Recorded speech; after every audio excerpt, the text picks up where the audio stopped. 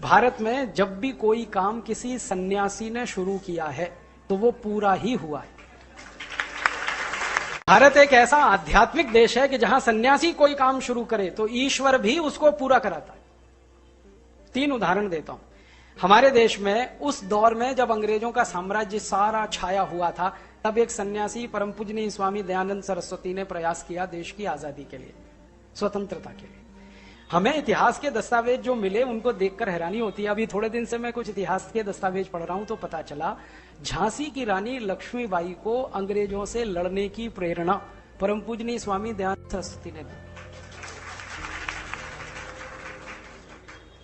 झांसी की रानी लक्ष्मीबाई तो हार के, निराश होकर, उदास होकर बैठ गई थी। महल से बाहर चली गई।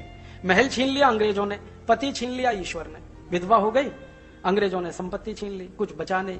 तो एक बहुत छोटे से घर में झांसी के बाहर उसने विधवा का जीवन बिताना शुरू किया। उस समय परम पूजनीय स्वामी दयानंद सरस्वती की प्रेरणा उसको हुई और उसने तलवार उठाई।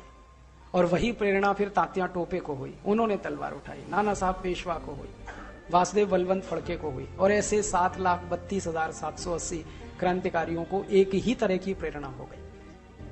सन्यासी का संकल्प और क्रांतिकारियों उस संकल्प से मिली प्रेरणा और लड़के आजाद करा लिया देश को। तो सन्यासी का संकल्प ऐसे पूरा होता है। एक और सन्यासी हुए समर्थ गुरु रामदास, महाराष्ट्र में।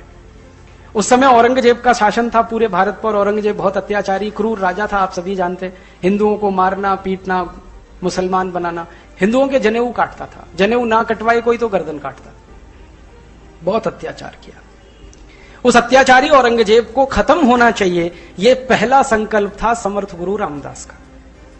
और सन्यासी ने संकल्प लिया तो देखो परमपिता परमात्मा ने 2 महान आत्माएं इस देश में भेज दी।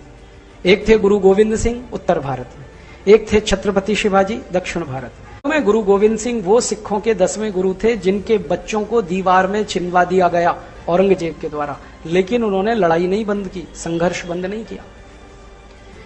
और एक दिन वो संघर्ष फला। 1707 में औरंगजेब का शासन पूरे भारत से खत्म हो गया और 1707 में औरंगजेब मर गया। अब मैं हैरान होता हूं बार बार ये सोचकर कि 300 साल का मुगल शासन 2 क्रांतिवीरों ने खत्म करा दिया, छत्रपति शिवाजी और गुरु गोविंद सिंह। ये कैसे संभव है? ये परमपिता परमात्मा की कृपा हो तो संभव है। और ये परमपिता परमात्मा की कृपा कैसे हुई? एक सन्यासी का संकल्प था, इसलिए।